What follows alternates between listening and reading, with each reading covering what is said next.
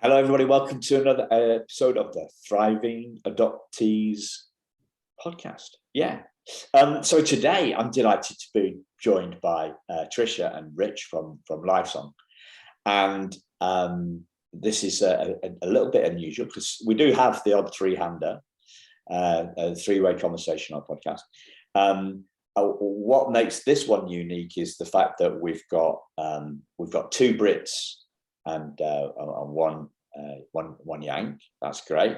One American, and another thing that makes this unique is the fact that Trisha is an adoptee and also an adoptive mom, and so it's going to be a really unique conversation. I'm really looking forward to this, and I hope you are too, listeners. Guys, welcome to the show. Thank you for making time for us today. It's great to be here. Great to be the lone Yank on this interview. Yeah, although I've got two passports, so I'm gonna have to be a Brank. A Brank, okay. I'll be a Brank. How about a Brank? Yeah. It's great the way that we're coming up with these new words. I was trying to come up with the because you over in the States you do brunch more than we do in the UK, and I was trying to come up with what's the thing that happens in the afternoon. So, dear listeners, especially ones in the States, I know that 68% of our downloads are from the States. It's the difference. It's halfway between. We don't all have afternoon tea, right? In the UK, we don't drink tea out of out of bone china cups and stuff like that. But I was trying to think of, is there something called trunch? So trunch is halfway between tea and lunch, and all these different words that we come up with. So Brank, brilliant. I'm going to go straight into a question. I'm going to do it slightly differently today, listeners, because something that Trisha wrote in on her blog really leapt out at me, and I just thought this is a great place to start off with the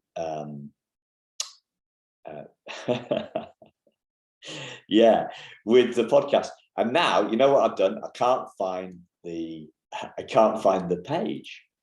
I got it right. I'm looking on Trisha's website. So here's the statement. Here's the sentence that you put on your blog. So Trisha says, in recent years, I've started to believe that my voice is increasingly unique in the adoption community. I don't mean unique as in amazing. I thought that was great, Trisha, because this modesty thing. We're all struggling with this modesty thing. Here's what I do mean. Number one, I'm thankful I was adopted. Wow, when have you ever seen that stated so clearly and simply in black and white? I firmly believe God is sovereign in every adoption story. I thought that was amazing. I'm not a religious guy, but there's something there that I think is a real jumping off point for listeners who perhaps are more religious than me. And the third one that really hit me between the eyes is, I know there is hope for you, no matter how hard your story has gotten. So I want to start with that point, if I may, Trisha. I know there is hope for you, no matter how hard your story has gotten. What's behind that? That's a great question, and actually, thank you for reading that.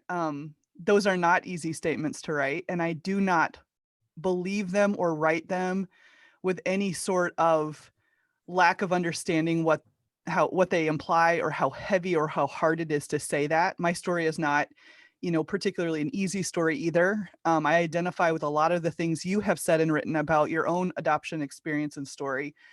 But I am a firm believer that, first of all, I am more than an adoptee. I'm not less than an adoptee, but I am more than that. And a big part of my life's work has been finding meaning, purpose, and identity apart from a piece of paper that signed my custody over to someone else. So when I get into my head and I think a lot about my own story and the hard parts of my story and the things I'm uncomfortable with, it is easy to lose hope. But then when I remember I'm much more than that, I'm much more than the sum of my own adoption, there is hope to be found. It is a big piece of who I am. I don't deny that it's who I am, but I'm so much more than that. And I'm so much more than any idea and any identity that might be given to me because I was adopted. And for me, and I do appreciate that you said that you are not necessarily a religious person. I don't want to say anything that would be disrespectful to that. For me, a big part of my healing and hope has been finding security in something that is far bigger than myself, believing that I have a better story to tell and a better life to live than the worst parts of my story. So I don't know if that's helpful, but it's a big conversation. It is a big conversation with a lot of parts, but yeah. Yeah. More than an adoptee. That's a great one for me. Because I've had a lot of emotional stuff through business, right? And one of the little things that I came up with is, that I am more than my business. So, we are more than an adoptee. You said it, it's a part of you. For me, I know Rich has listened to a webinar that I did on identity a couple of weeks ago. And I guess the stuff that is bigger for you is related to it. It's a God thing, I guess, is it? I mean, is that what you mean? That's one way to say it. Yes. If I could briefly just share this one thing with you, which might, I hope, answer the question. I remember listening to you share the story, actually, that really hit me between the eyes, the story that you share about the teddy bear, right? And I remember you saying that you felt like it was some sort of a consolation prize. And in my story, my shrapnel of shame, if you will, my own birth mother came into my life again. So of course I was in her life 40 years ago, but then she came back into my life when I was a junior in college, quite unexpectedly. And she made it very clear. We sat down and had a conversation, and she made it very clear that she doesn't like my life choices. She's not happy with the life that I have lived. She has since rejected me several times in these 20 years. It's not something I talk a lot about. And by some chance, if she ever hears this, I just want to say that I love her. I always will. I will always welcome her and conversation with her. But what that has done for me is it has given me incredible freedom to find my identity, which I know is important to you, find my identity in something bigger and more secure than any one person's opinion of me. And that's not been easy. You call it a God thing, and in some ways that is what it is. I've had to do a lot of identity work. Who am I? Who gets to decide who I am? Do I get to decide who I am? Does somebody, am I a creature created by someone? And if so, has that creator gotten to decide who I am? And there has been a lot of security found for me, because in the absence of my birth mother's love and acceptance, I have found God's love to be more trustworthy than the ground I walk on. And so that is, I mean, if you want to call it a God thing, that is probably what it is. But I have found immense acceptance and love from him, which is something I needed. So I am grateful for it. Yeah. Wow. I'm loving this. I'm thinking I need to bring in Rich. Well, I'm here, but you're doing things well, the two of you, and I'm enjoying listening. But I agree. I mean, we all want to know that there's purpose in our life, and that's a big part of having an identity for a reason, for a purpose, to make a difference. That we're not a mistake, that we're not here by accident, that we actually mean something. Everybody, who, no matter who they are, where they are, want that. Yeah. And we know that there's a list of things that we're not, as you shared really well in your podcast, Simon, that we're not our names, we're not the labels we've been given, we're not our feelings, we're not the experiences that happen to us. We're so much more than that. The facts are in the past. Facts are never for the future. And as Trisha's sharing, she's found that she knows she's defined by her creator. And a Lifesong, and in our family, we believe that finding that, knowing that, living that out, that's where eternal purpose is found. Yeah. There's so much there. I'm getting goosebumps. Have you guys heard of the guy called Robert Dilts? You know the guy called Robert Dilts? No. I think it's Dilts. I can't remember whether it's Dilts with an S at the end or a Z. But at the top, he's got like he's got a model that simplifies this stuff. Which, if this is kind of sounding like it's important, but it's all a little bit unclear, have a look at this Robert Dilts model, because I think meaning is right at the top of his pyramid. So it's a bit like Maslow's hierarchy of needs, and Maslow, people are more aware of that, with environment at the bottom, and which is interesting from an adoption perspective when we're thinking about so many adoptions these days coming from from disrupted homes, where there has been there's drugs, there's neglect, or that sort of those sorts of background when looked at put that in environment. But right at the top of this of Maslow's hierarchy of needs is this self-actualization. I mean, self-actualization, we're talking about identity and seeing who we are and realizing the enormity of who we are. So this Robert Dilts model has got it's similar-ish, but it's an interesting way of looking at it. So listeners, if you just Google it and have a look at Robert Dilts' stuff.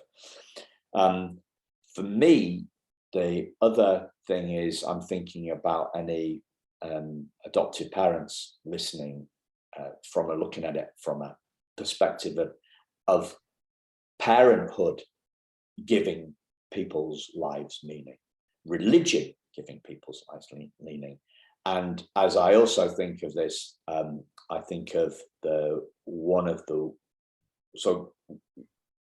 my best friend, the guy that was best man at my wife and I's wedding, back in 1997. He died in 2020. He came from a religious background. He wasn't religious himself, but he did believe that he was put on this planet to carry on, to have kids, which isn't. I've never heard that expressed by another bloke, in the wherever they do.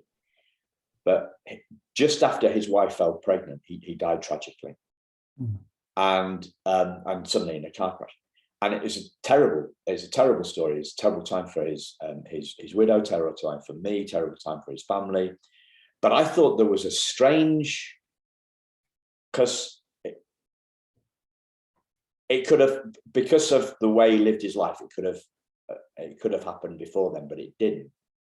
But it did happen after he had, his wife had conceived, which I thought was a really weird thing. So what I wanted to ask you, Trisha, is going back to this last point that you made. I know there is hope for you, no matter how hard your story has gone.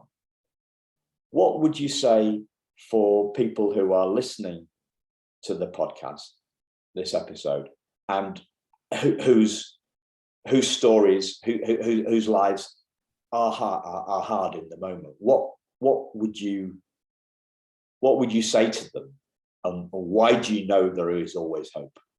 Mm-hmm. First of all, I just want to say I'm sorry for your friend. That's a hard story to hear, and I know that these last couple of years have been hard for a lot of people, and sounds like it's been hard for you. So I'm very sorry about that. I would answer that question carefully by saying, and actually it goes back to your theme here of what it takes to thrive, right? I love the fact that you talk about what is a thriving adoptee. And I would answer the question this way. I would say, I believe a thriving adoptee is someone whose mind, body, and soul are healthy and enjoying strong connection and loving relationship with God, self, and others. And so I would say to someone who has a hard story, okay?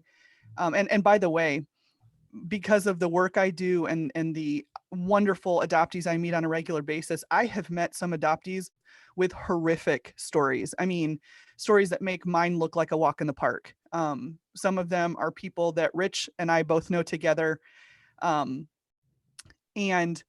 people through our work here. And these individuals have radiant hope. And one of the reasons for that, I believe, is because even the worst things that happen to us don't identify us. They are a part of our story. They're a chapter. In some cases, they're a whole unit of our story. But if thriving is mind, body, and soul, and if we can get healthy or healthier in mind, body, and soul, and if we can enjoy strong connection and loving relationship with God, self, and others, then that doesn't bar anybody from thriving, no matter what has happened. And it does require more work. I'm not sitting here saying it's just a decision you make over lunch one day and you're fine. That's not at all what I mean to imply. But what I am trying to say is no matter what has happened to you, it still has happened to you. It is not you. It is not the sum of who you are. And I would say that is why we have things like counselors and doctors and church bodies and family to help come alongside us and take whatever we have been through and wherever we need to grow and to help us take those next steps and not get stuck there. I would say one of the ways that I have seen more adoptees, I mean, I have met adoptees whose stories are not as hard. And how do you compare? I don't mean to compare, but you have stories where there's incredible abuse and abandonment.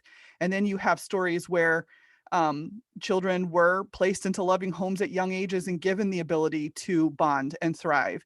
And I think what gets people stuck is generally not what they've been through, but in how they allow it to identify or not identify them. And so I do believe wholeheartedly that there is hope for any adoptee who makes the effort and takes the time to try to heal in those areas of mind, body, and soul, and in relationship with God and others. Yeah. So I love all that. I love all that you just said there. For me, the key thing is that we are not our story. Yeah. We are not our story. We're not the narrator of that story. So, the voice in our head that's telling us whatever it's telling us, it's I've heard this referred to as have you heard this one? This metaphor, the unreliable narrator. Yes. Yep. Unreliable. It's not. This isn't mine. I don't know where I heard it, but I know I heard it. Who I heard it from, but he got it from somebody else. The Sure. Unreliable narrator. So there's a few movies out there where I think this is the story. The narrator was narrating this murder mystery, and then at the end it transpires that the narrator is the murderer, right? Nice. But we fall for that. Mm-hmm. We fall for the narrator in our head, and we are not born. We are not born with that narrator. No kid, no 2-day-old kid has a problem with low self-esteem, do they? The 2-year-old kid isn't saying there's something wrong with me. The 2-year-old kid doesn't. 2-day-old kid doesn't have any concepts whatsoever. So we are not our past. We are not the narrator, the negative voice, the inner critic, the one that tells us all the lies about ourselves that we hear. And that, seeing that, it's as you say, you know, I loved it. You said, oh, we don't just, you know, just go for lunch and then that's sorted, and that's us. When we have that kind of profound insight about the fact that we are not that voice in our head, we are not our past does not determine our future. When those, I mean, from a religious point of view, the word that pops into my head is an epiphany. When we have that epiphany, that's what rocks our world. That's what changes our world for the better. 100%. And not to interrupt you, but I think you nailed it when you were talking about lies and truth. And I think so much of identity and even the adoption journey is a fight to believe truth over lies. I just think that's so much of it. And I'm sorry, I know I haven't let Rich say much, and he probably has a lot to offer here, but it's a fight to believe truth over lies. Isn't that it for anybody living life? We're having an adoption specific conversation, but that's really all of life, is a fight to believe what is truth and what is lie. Yeah. And so our adoptees, oh, sorry, Simon, go ahead. The voice in our head tells lies because it is a liar. It is the misleading narrator.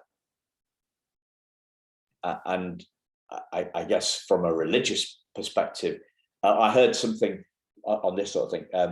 Somebody said, yeah, he was talking, a coach was talking to his coach, and the coach says,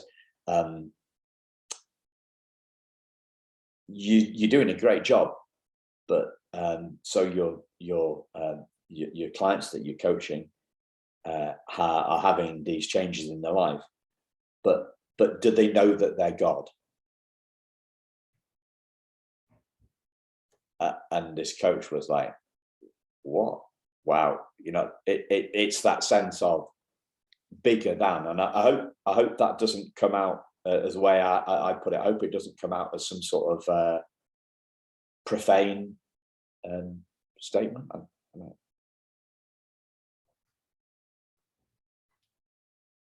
What do you make of that? I think it's human nature to think we're the center of the universe, isn't it? And so we can all run around thinking we're God. I mean, that's a problem from Genesis onwards, and God lovingly deals with that. But we can't carry our emotions without story, and we live in story.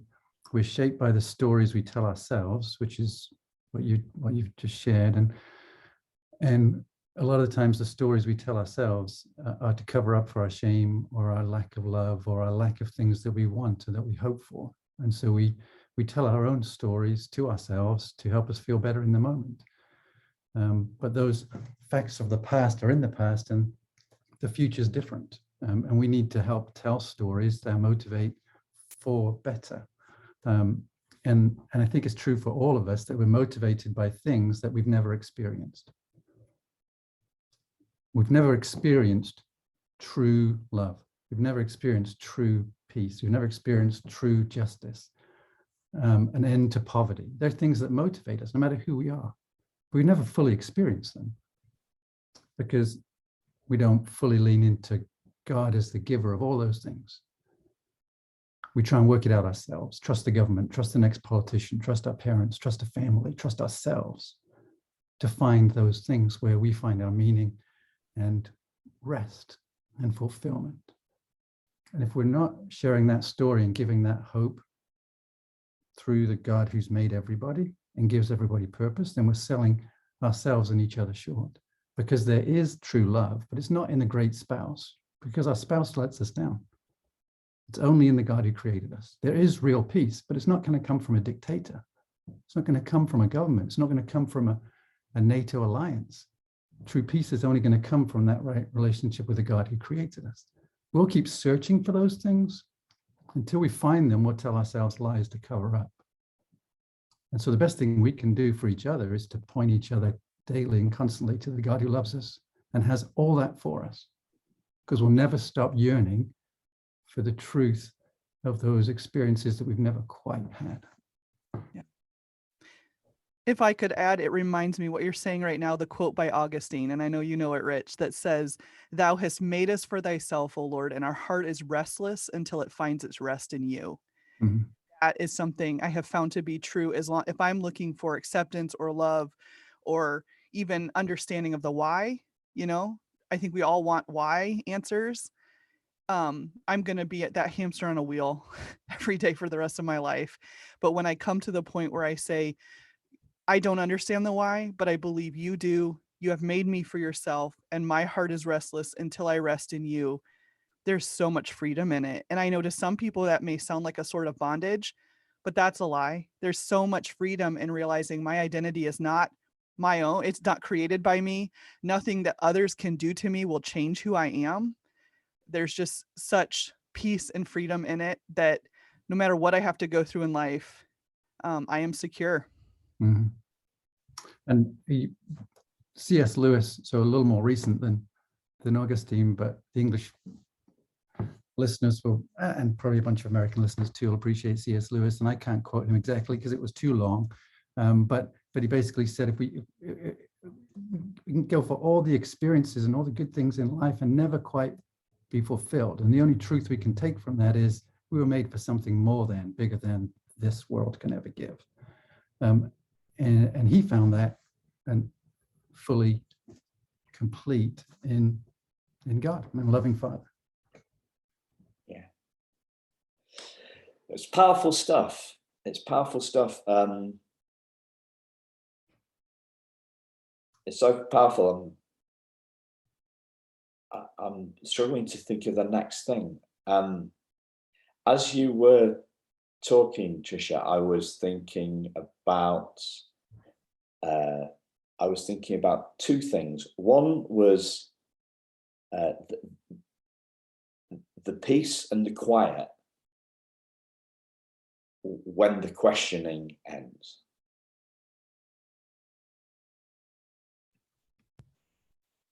And I guess I was, from that, looking at it from a religious perspective, I'm thinking of, quiet times of prayer, and the fact that churches I've been in a few, and they're quiet places, aren't they? And most of the time, the voice in our head is anything but quiet, and we are trying to shut it up. We're trying to shut the voice in our head up, and that civil war prolongs the war. It doesn't bring peace. Mm-hmm. Whereas what you're talking about here really is peace. Well, what I got out of it was the end to the chatter, the end to the search. Peace in wherever it comes from, but it's peace and quiet, right? Yes, I want to say this though, in full transparency with you, that even someone who loves God and believes God has only good in store for my life, and that he will use even the painful pieces of my story for good and for his glory, it doesn't mean that it is a cakewalk. I don't want to come across as saying, as a Christian, this means I never question my identity. Or, I mean, there are moments still of that, in the peace and quiet, as you say, the why, and the, even just hearing from my birth mother again recently and kind of reopened some things for me. But what it means is that when the questions are asked, there is always a good answer to be found. It doesn't mean there are no questions. It doesn't mean there are no struggles. It does not mean that, it's not it is not a prosperity gospel mentality or mindset. That's totally different. But it does mean, and I believe this with all of my heart, that when we understand who we are, when we understand who God is and what he says about us, that does bring peace. And it does, again, always bring us back to truth. There is, I promise you this, there is an answer to every question that you have in the pages of scripture. It's not always the answer I want. It's not always the answer that feels good in the moment, but there are answers there. And And so when those questions are asked again, because being a Christian adoptee doesn't mean I have no questions. It just means that there are answers when I ask them in the peace and quiet of my mind. Yeah. Have you heard that? First thing is, I had an insight on that's kind of relative and relevant to what you just said, Trisha, this morning.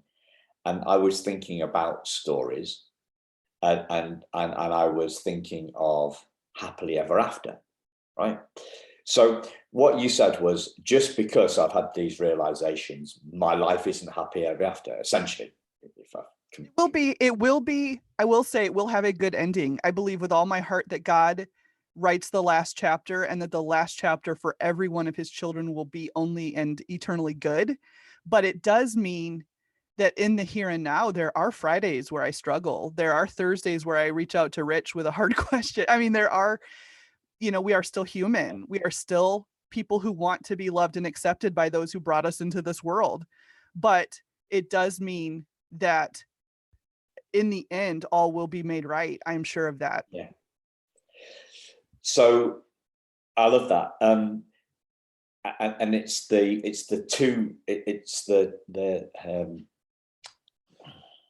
in Hollywood, there's the Gladiator ending where Maximus dies, but in the death he's reunited with his wife, who his enemies killed, who was killed by his enemies, and his kids. So he's reunited. So it's a sad ending for Maximus, for Earth creature, or whatever you want to call them.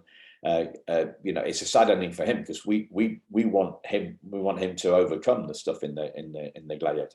But for Maximus himself, he's reunited, so it's a happy ending. But that's not usually the Hollywood ending. The Hollywood ending is, there's the big reveal, and they all live happily ever after.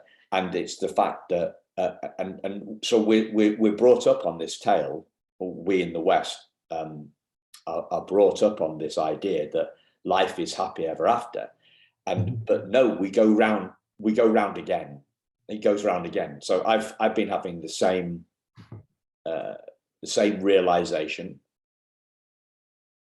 for the last 13 years. The I'm not my business realization, or what you said, I'm more than an adoptee. That realization keeps on. The first time it hit me, it was big, and then it keeps on hitting me again and again. And the more than an adoptee one also brings to mind a story about a guy. Talked about this recently on I can't remember where it was, but maybe it was on a podcast, maybe it's just on one of the webinars. A guy who, this is a nuts story, right? He was an adrenaline junkie, essentially, and he decided to try heroin for 2 weeks to see what it was like coming off it.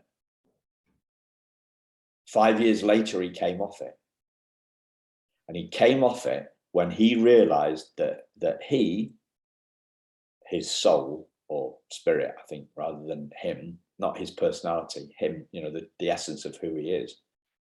I guess religious wise, the strength of being one of God's children. He wasn't a religious guy. When he realized that he was bigger than the drug.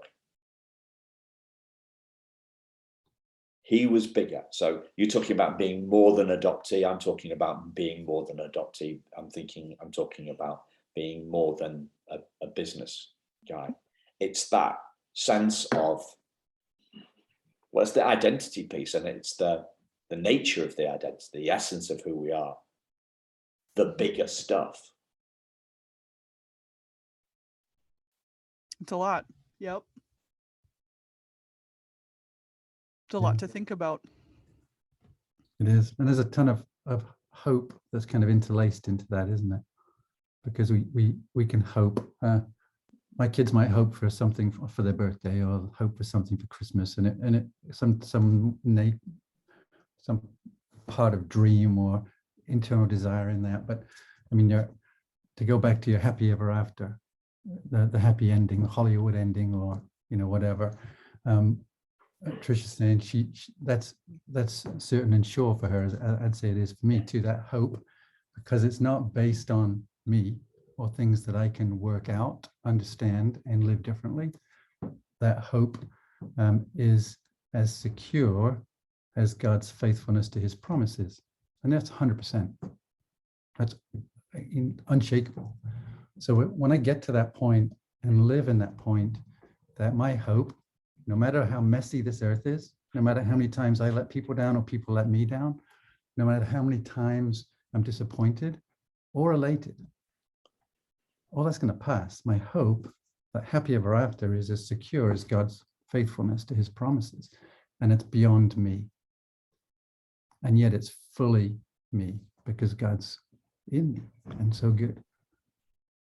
Yeah. And when we come back to that truth, we live a different life in the moment. We deal with the past in a healthier way. We can deal with our relationships, the voice in our heads, our friends, in a much healthier way. So maybe Hollywood is helping sometimes without realizing it. Yeah. I get the thing for me is that, we're looking at the, Trisha said, the end of the story, and I guess we're looking at the end of each individual chapter, right? So from a religious perspective, like, you're clear, Rich, that the end goal, the end zone, is happily ever after, and I guess that would be in eternity, whatever, if you're looking at it from a religious point. That you can navigate the ups and downs of each chapter, securing the knowledge of the end game, right? Mm-hmm. That's exactly it. I don't know if this, I want to say this correctly and carefully, but I believe that I am a custodian of my life. I'm not an owner, and that really my job is to steward the good story that God is writing for me and with my life. And that gives me such security, because no matter what happens, sort of like what Rich just said, whatever happens, nobody can change the story God is writing with my life, and nobody can change my faith in him.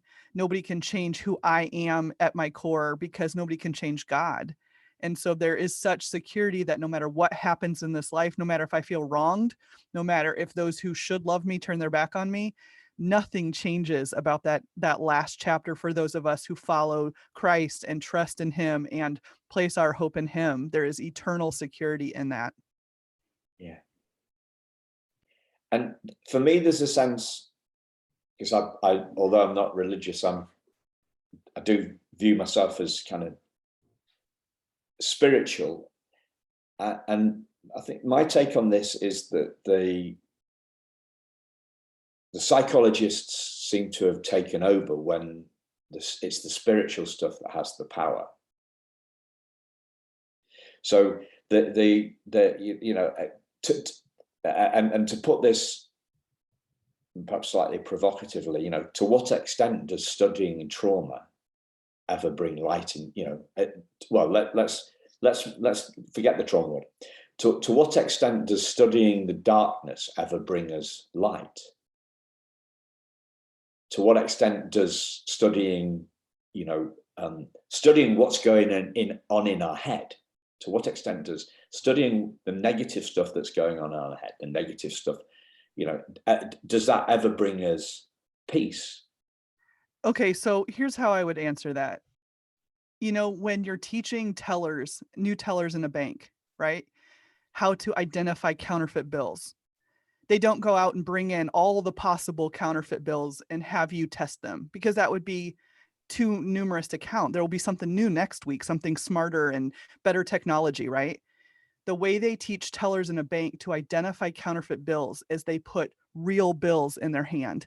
They say, this is what a real dollar bill is. This is what a real 100. I don't see a lot of those, but I'm sure they do. Here's what a real 100 looks like. Here's what a real whatever. And I know I'm using American terms, and I'm sorry for that. But I would say, obviously, we need to have conversations about trauma, and we need to have conversations about, like you were saying, different things from the darkness. But I think what are we focusing on? Are we focusing on the genuine Bill? This is what truth is. If you learn truth, man, you'll more easily identify lies. You'll easily, because all of the world is bent against secure attachment. So instead of learning all the ways that we fail in secure attachment, why don't we learn what true attachment looks like? And then we're more naturally positioned to reject anything that is counterfeit. So I say, learn what God says, learn what the Bible says, learn what is truth, capital T truth. And then somebody comes along and says something that isn't helpful about trauma or isn't, and there's a lot of wonderful things out there. I'm not saying don't talk about trauma, but when the things come along that aren't helpful, that like when you talk about the psychologizing of truth, like when something comes along that isn't true, if you know truth, it's so much more easy to identify it and reject it. Yeah. Have you come across David Hawkins and the what's it called? I was going to go into another guy then. I can't tolerate the power of now. No, but I was going to the Power versus Force by David Hawkins. He talks. He's got a way. He uses kinesiology to get to the truth. And on his scale of consciousness, 1,000 is God. 1,000, 0 is dead, and 1,000 is the great religious avatars. So Jesus, Buddha, Krishna, and different people like that are up at 1,000 on the scale of consciousness, and it is all about determining the truth. It's an interesting one. Have you heard, Trish? Have you heard me talking about being trauma informed but hope obsessed? Have you heard? Yeah. What does that mean? What does that mean to you? And what? I'm just conscious of time as well. So I'll let you answer the question, shall I? When I'm conscious of time. No, I like the question. I think certainly even at Lifesong, we want to have resources that are available. Learn all you can about trauma. We've made some great advancements in our understanding of trauma. I mean, one quick advancement, even in my lifetime, has been the amount of understanding we have about any break. Like, we used to think that only children who were taken from their homes, say when they're 5, 6, 7, experience trauma. And we're now understanding that any break in biology can result in some trauma. And there are advancements in that. But I do love your emphasis on hope obsessed. I think that we do all have hope. We should all have hope. If we don't have hope, we need to find hope. And I would suggest that hope is found in God, in the gospel, and in the scripture. But I don't think it needs to be one or the other. I know that we can learn all we can and try to learn better methods. How do we help kids that have been through trauma? But also make sure that we bring in the component of hope to be a full thriving adoptee. I think we need to acknowledge both mind, body, soul. Yeah, beautiful. And a question that occurred to me earlier that I forgot to ask. You were talking essentially, I think, about degrees of hardship in the degrees of horror within the adoption, within each of our own adoption stories. And my life was the cakewalk that you were referring to. So if we had but there was something there that popped into my head that like an X and a Y axis, right? Mm-hmm. So if the X-axis is the degree of horror within the story, and the Y-axis is, let's say what would that be on the Y-axis? Well-being. It didn't, from what you were alluding to, it didn't seem to be a direct relationship. Do you see what I mean? It wasn't a straight 45 degrees where the harder the story, the worse the well-being. It didn't seem to be, and I've got that wrong mathematically now, actually. So here's what I'm saying to you is what you you didn't seem to me to be setting out a directly proportionate response. So if the trauma was low, it wasn't because the circumstances had been easy. It wasn't a direct relationship.